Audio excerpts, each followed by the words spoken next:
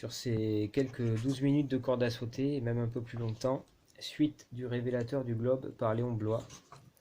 Seconde partie, le serviteur de Dieu. La critique historique est une pythonisse sans trépied qui accommode ses oracles au goût du jour. Sa naïve aînée, la grande histoire, a tellement disparu derrière l'enflure de cette grenouille pédante et artificieuse, et les âmes sont devenues si lâches pour la vérité que le génie lui-même, avec ses cataractes de lumière, ne pourrait peut-être plus lui restituer sa vraie place. Le document, ce monstre aux 1000 langues nourri dans la poussière des archives d'État et des chancelleries, s'en élance avec fureur pour dévorer toute conception généreuse ou originale qui s'aventure au seuil de ses antres profonds. Il ne s'agit guère aujourd'hui de ressaisir l'irrévocable passé, de contraindre ce fantôme à revenir sur ses pas et de lui redonner pour un instant l'étincelle miraculeuse de la vie. D'ailleurs, une science énorme ne serait pas ce qu'il faut pour accomplir un tel prodige. Non, certes, mais il faudrait absolument ce que n'enseigne aucune école, le désir enthousiaste de la vérité, appuyé sur le pressentiment d'un plan divin. L'histoire alors cesserait d'être la bagatelle fascinante de l'incrédulité pour redevenir ce qu'elle fut dans les saints livres, la transcendante information du symbolisme providentiel. Nous vivons en un misérable temps où les plus belles intelligences se replient sans cesse sur elles-mêmes au lieu de se précipiter amoureusement hors d'elles-mêmes. C'est la subjectivité universelle, non moderne d'un mal moderne. Depuis que la théologie, rejetée dès longtemps par Descartes comme la béquille d'un paralytique décédé, a roulé dans les catacombes de l'inattention scientifique, on peut prononcer en toute assurance que la science n'a plus d'objet. Elle n'a plus que des sujets, sur lesquels elle se livre à l'héroïque besogne d'investigation que le pauvre enfant de Murillo accomplit sur lui-même dans la lumière non métaphysique d'un rayon de soleil. Et comme l'intelligence humaine dépossédée de l'a priori théologique a désormais son absurde siège à la base d'un angle de vision épouvantablement aigu, elle ne saurait poursuivre l'insecte subjectif qu'en s'enfonçant dans un rapetissement de plus en plus moléculaire de son champ d'observation et d'analyse éternelle. Eh bien, dans cette déroute générale de l'objectivité scientifique, dans cette débâcle de toutes les données supérieures de l'esprit humain, l'histoire étant quand même et devant toujours être la première des sciences humaines, elle a dû nécessairement entrer, comme les autres, dans l'indéfini laminoir de la critique, et passer sous le couperet infatigable du document. Il en est résulté le plus énorme déchiquètement de tous les faits et le plus inextricable amas de rognures historiques qu'ait jamais imploré le coup de balai miséricordieux d'un abréviateur intuitif. L'histoire d'un peuple, d'un siècle ou d'un homme, ce calque puissant du concept providentiel qu'il est si nécessaire de voir de haut, et d'ensemble que les narrateurs inspirés se bâtissaient des solitudes dans le ciel pour le nommer plus parfaitement. On la morcelle, on la détaille, on en isole chaque débris, chaque cassure, chaque atome, afin d'employer à cette besogne d'infinitésimale dissection la multitude toujours croissante des prétendus historiens acharnés à la recherche de ce que la langue populaire appelle la petite bête, éternellement insaisissable sous les besicles de ces entomologistes pervers. Il y a là deux choses assez lamentables. D'abord, on ne tient pas du tout à la vérité. On désire même ne pas la trouver, car si on la trouvait, il n'y aurait plus moyen de courir après la petite bête et la vie serait insupportable. Ensuite, on ne croit même pas qu'il existe une vérité. L'auteur des Lois, qui méprisait certainement l'entomologie en sa qualité de grand élégiaque, a pourtant formulé lui-même le mépris de la vérité historique de manière à ne rien laisser à désirer aux plus exigeants pyrrhoniens de la science moderne. On peut lire cet éloquent réquisitoire du meurtrier contre la victime dans la préface de 5 mars. Monsieur de Vigny pense que l'histoire toute seule n'est pas assez belle ni assez vraie et que le droit d'un romancier est de l'arranger de gré ou de force sur le lit de Procuste de sa conception personnelle. Si l'histoire résiste peu, on fait avancer le complaisant et commode document qui l'énerve et qui la tronçonne et qui livre son cadavre informe comme un bloc d'argile aux mains éclectiques du potier de la popularité. Ah, les éperdus de la vérité, ceux qui luttent jusqu'à l'aurore contre l'Esprit du Seigneur, les Oedipes de la sainte simplicité qui vont droit au sphinx intégral du passé et qui le déchirent dans leurs bras ensanglantés pour montrer à la terre les entrailles vivantes du monstre, ces entrailles brûlantes et oraculaires pleines du destin des peuples. Où sont-ils donc aujourd'hui, à l'heure présente? Les grands sont partis, et beaucoup d'autres aussi qu'on croyait grands et que la mort a rapetissé dans leur tombeau. En ce moment, on ne voit plus rien d'aucun côté et la pensée humaine est environnée d'un silence tel qu'on a l'air de faire la veillée des morts autour du cercueil de la société chrétienne. Est-il donc désormais impossible d'écrire l'histoire, et cette impossibilité a-t-elle pu devenir irrémédiable au moment même où le plus enragé besoin de curiosité historique paraît être le dernier lambeau présentable de notre magnifique patrimoine intellectuel? Je ne le crois pas, et je fonde mon incrédulité sur l'exceptionnelle vocation de ce siècle pour le roman. En effet, tout romancier est un historien réfractaire et anxieux, qui rêve, s'il a du génie, d'être l'analyste, non du réel, mais du possible humain, parce qu'il a l'illusion de croire cela plus profond que d'être historien du possible de Dieu, qui est le véritable réel de l'homme. Il ressemble aussi à un superbe ruminant qui s'avancerait dans un pâturage étranger, de toute la longueur d'une corde fixée dans la prairie de son maître. Ce rêve, infiniment plus ambitieux qu'on ne l'imagine, a marqué comme d'une estampille de royale folie le front du XIXe siècle, exceptionnel en tout. On me pardonnera de tels propos si l'on veut considérer que la fiction idéale dont le roman moderne paraît être la suprême et définitive extension a tout envahi depuis 60 ans au moins, sciences naturelles et sciences morales. On a fait des romans astronomiques ou économiques aussi bien que des romans historiques. Ce serpent d'Aaron a dévoré tous les autres serpents et c'est la critique, dont le devoir strict était de le faire crever d'inanition, qui lui a coupé les morceaux. L'effet naturel de cette ripaille a été un affaiblissement inouï de la raison et une famine intellectuelle comme il ne s'en était jamais vu. Lorsque vint le malherbe de la critique historique, Augustin Thierry, on se persuada tout de suite que personne avant lui n'avait jamais rien compris à l'histoire, de même que Boileau s'était persuadé qu'il n'y avait pas eu de poète en France avant le premier Malherbe. Alors, on fit descendre à la hâte de toutes les pyramides de la tradition les siècles défunts qui n'eurent plus désormais à contempler que l'imbécile acharnement d'une armée d'investigateurs vermiculaires à la conquête de l'enfantillage universel.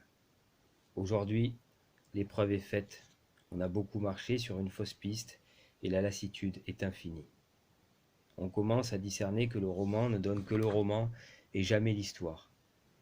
Que le passé qui nous contemple, disait Bonaparte, ne se révèle qu'à des contemplateurs comme lui et non pas à des critiques pleins d'inventions. Enfin, que le plus puissant effort d'un homme de génie serait de remonter simplement à la tradition et d'y faire remonter avec lui tout ce que le fanatisme de l'analyse a laissé subsister de cœurs intuitifs et d'intelligence prime-sautière. Cela me ramène très naturellement à l'histoire de Christophe Colomb, par le comte Rosely de l'Orgue, histoire venue, comme on sait, après tant de romans, tant d'anecdotes, tant de critiques, tant de polémiques. La liste en serait furieusement longue, à ne commencer que par Fenimore Cooper et Washington Irving. La finesse et l'imagination humaine s'y étaient épuisées dans les deux mondes. Le comte Rosely de l'Orgue, très séparé du troupeau des idolâtres du subjectif, est à la fois un savant sans microscope et un contemplateur. Aussi, son histoire s'échappe-t-elle à chaque instant de l'inanimé document pour s'élancer dans la splendeur vivante de l'aperçu et du jugement définitif d'où elle finit par ne plus descendre. Mon dessein n'est certes pas de refaire de la fantaisie historique ou littéraire sur un livre déjà ancien et dont il a été beaucoup parlé. C'est en me plaçant au point de vue très spécial de la canonisation que je veux, à mon tour, contempler Christophe Colomb, dont voici, en vérité, la seule histoire. Je viens de relire cette lamentation incomparable. J'ai mieux vu cette tête effrayante à force de beauté, cette face de méduse de la profonde horreur et de la profonde pitié. Horreur pour les bourreaux et pitié pour la victime. Il y a bien aussi la sainte allégresse du martyr, mais c'est l'Église seule qui peut nous la montrer dans le nimbe surnaturel dont elle éclaire les élus. Et maintenant, si on pense qu'il soit inopportun et sans actualité de parler de Christophe Colomb, je demande ce qui peut passer pour actuel et opportun, puisque voilà tout à l'heure 400 ans que ce cadavre gigantesque est étendu sur l'horrible dalle glacée de la morgue de Castille, sans qu'aucune justice humaine ait pu découvrir encore le vrai nom de ces assassins.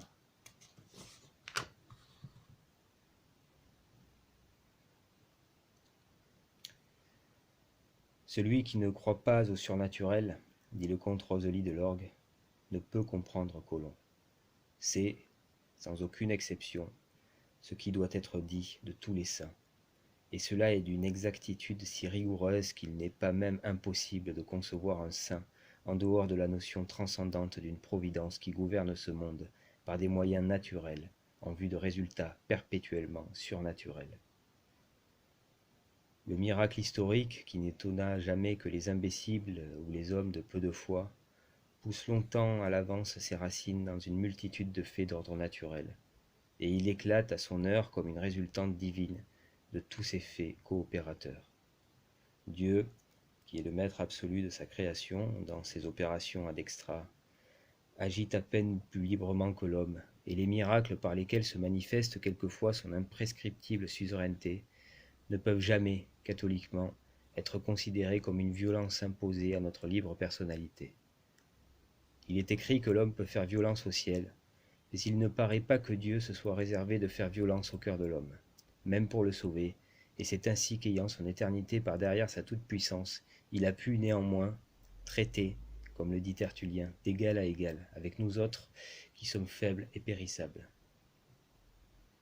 Supposer que la grâce atteint l'homme dans sa liberté est une hérésie formelle et le plus fécond de tous les sophismes du désespoir. La divine grâce est symboliquement représentée dans tout l'univers par les pauvres et les mendiants, et c'est sans doute à cause de cela que notre Seigneur nous les recommande si fortement dans son évangile. Bien loin de s'emparer de nous par la violence, la grâce nous implore sans cesse, avec l'infatigable obséquiosité du plus humble et du plus indigent de tous les solliciteurs. Autant de fois que le cours du sang fait battre nos artères, la plus tendre de toutes les voix mystérieuses nous dit au cœur « Veux-tu de moi ?» Et notre vie surnaturelle se mesure exactement à la quantité d'actes naturels par lesquels notre volonté, en disant « oui », a pleinement correspondu. Lorsque l'équilibre est ainsi établi entre le désir de Dieu et la bonne volonté de l'homme, le fait transcendant, à la fois divin et humain, qui s'appelle la sainteté, se trouve parfaitement réalisé, et il est difficile alors que le miracle, c'est-à-dire l'apparition de l'infini dans le fini, ne se produise pas d'une façon plus ou moins éclatante. Je viens de lire pour la seconde fois cette vie de Christophe Colomb, et en vérité, je n'ai vu aucune vie de saint où le miracle soit plus fréquent et pour ainsi dire plus naturel. Le surnaturel divin et son corollaire, le sous-naturel diabolique, y flambent à toute page. Seulement, ils se déploient l'un et l'autre dans les proportions les plus exceptionnelles et les plus gigantesques. C'est une spécialité inouïe dans le miracle. Il n'y a ni malade guéri, ni mort ressuscité, ni en général aucun des prodiges de la loi de grâce, du moins pendant la vie du thaumaturge. Le messager de l'Évangile, par une mystérieuse rétroaction providentielle, semble se rattacher à l'ancienne loi, et c'est surtout à Moïse qu'il fait penser. Il révèle la création, il partage le monde entre les rois de la terre, il parle à Dieu dans la tempête, et les résultats de sa prière sont le patrimoine du genre humain. Christophe Colomb, le plus inondé de gloire parmi les hommes de bonne volonté, projette continuellement le surnaturel comme la respiration même de son obéissance. Investi de la plus prodigieuse de toutes les missions, sa bonne volonté est en équation parfaite avec son mandat et tous les actes naturels de sa vie ont un retentissement immédiat dans l'ordre surnaturel le plus élevé. Chargé de réaliser l'événement le plus considérable qui se soit accompli depuis la Pentecôte et qui doit vraisemblablement s'accomplir jusqu'à la fin des temps, l'inventeur de l'Amérique arrive le 6e, depuis 6000 ans que Dieu fait des hommes.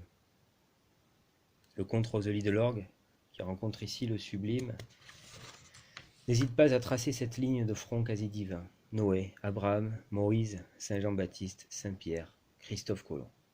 On voit que l'anecdote du pilote génois devient une histoire assez grandiose. Un étonnement immense est réservé à tous ceux que la couleur hagiographique de ce livre n'épouvantera pas. Ils y trouveront ce que nul ne s'était avisé de chercher, jusqu'en ce dernier siècle, dans la vie très ignorée et criminellement travestie de cet incomparable navigateur. Ils y trouveront la sainteté, avec son triple caractère de prédestination, d'édification et de contradiction.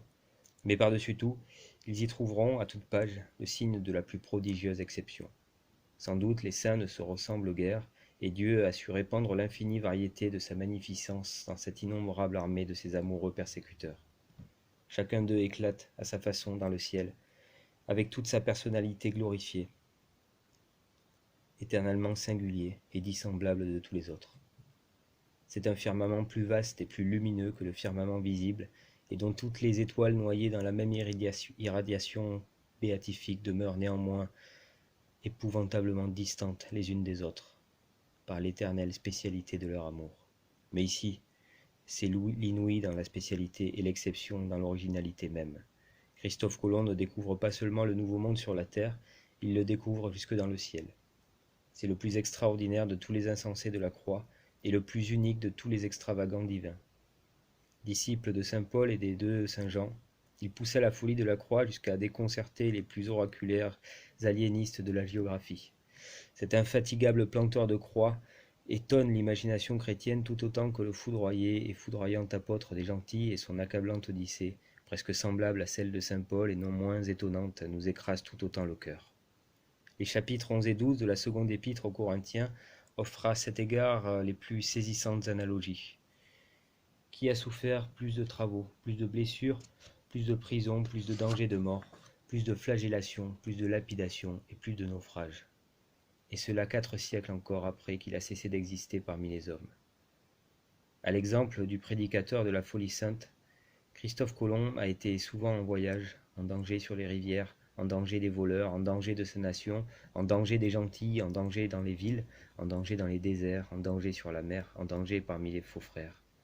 Dans les peines, dans les travaux, dans les veilles, dans la faim, dans la soif, dans les jeûnes, dans le froid, dans la nudité, et par-dessus toutes ces choses extérieures, il est encore assiégé tous les jours par les soucis de toutes les églises.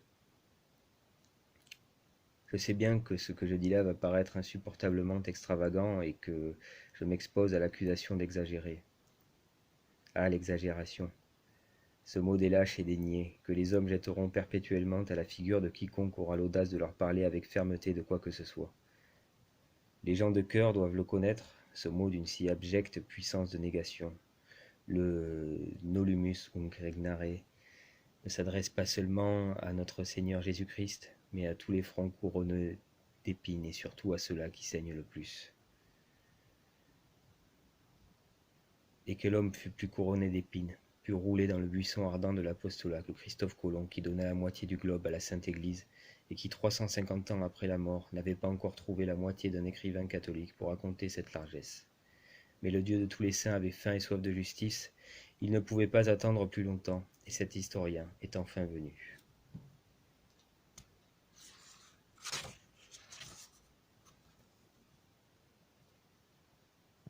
Le comte Rosely de l'Orgue n'a pas eu peur d'aller jusqu'à l'extrémité de l'exactitude historique, et en présence du plus majestueux ensemble de faits surnaturels dans une vie où l'héroïsme déborde à chaque instant l'humanité, devant l'indifférence ironique ou stupide du monde entier et le mutisme expectant de la Sainte Église, il a osé conclure nettement à la sainteté telle que l'Église l'entend, et exige qu'on la démontre quand il s'agit de mettre une poignée de poussière humaine sur ses autels. Heureuse audace assurément, puisqu'elle a réussi. L'Église, qui est le ciel sur la terre, ne hait pas qu'on lui fasse violence. La papauté accueillit favorablement cette solitaire postulation de la conscience d'un chrétien alors sans autorité, et elle reconnut magnifiquement à ce chrétien, tout laïque qu'il fût, les droits et le mandat officiel de postulateur de la cause dont il avait eu l'honneur de solliciter le premier, l'introduction devant la sacrée congrégation des rites.